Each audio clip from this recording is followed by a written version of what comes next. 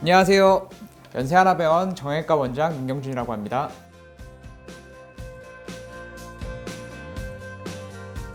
보통 무릎의 통증은 관절염과 연관이 깊습니다. 따라서 관절염은 관절의 활동과 또 연관이 많은데요. 관절염이라고 하는 것은 쉬면 호전이 되고 움직이면 또 통증이 오는 것이 특징입니다. 추운 겨울철을 지나면서 환자분들이 많이 쉬시다가 봄철에는 활동이 증가할 수밖에 없고 보통 무릎에 통증이 오고 병원을 찾으시는 분들이 보통 많아지는 것 같습니다.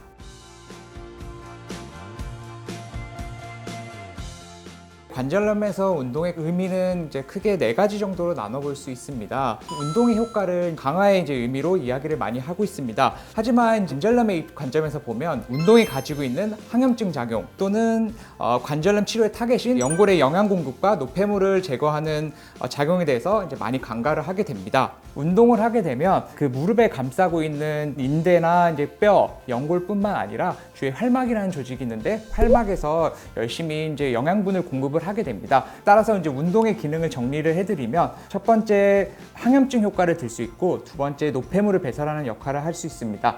또한 활막에 있는 영양분을 연골 안에 스며들게 하는 역할을 하게 된다고 보시면 될 것 같습니다.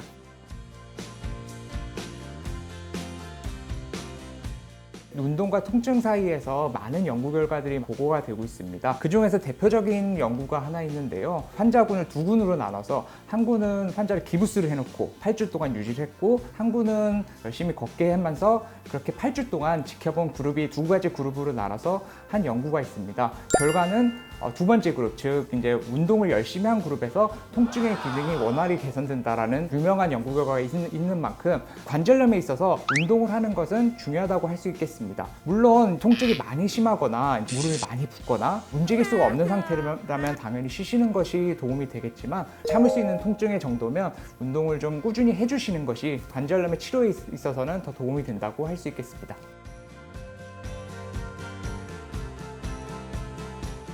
제가 환자분들한테 운동하셨어요? 물어보면 네, 열심히 했어요 라고 대답합니다. 그럼 제가 무슨 운동을 하셨어요? 이렇게 물어보면 저 열심히 걸었어요 라고 대답을 하는 것이 보편적인 그런 대화의 흐름입니다.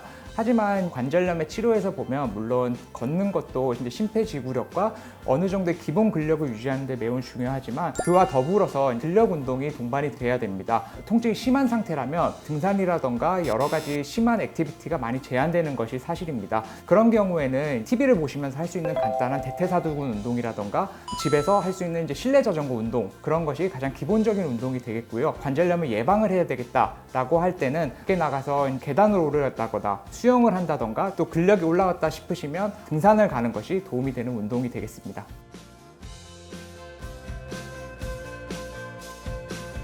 한국인들은 대부분 자식 생활을 많이 하기 때문에 바닥에 앉아서 생활하는 경우가 많습니다. 그럴 경우 무릎이 과도하게 굽혀지면 뒤쪽 반월상 연골 후각부 부분이 계속해서 손상을 받으면서 이것 또한 관절염을 많이 앞당기는 그런 작용을 하게 됩니다. 따라서 나이가 있고 또 무릎 통증이 있으신 분들은 자식 생활보다는 의자에 앉아서 생활하시고 무릎을 되도록 펴는 습관을 들이시는 것이 좀 더 도움이 될 것 같습니다.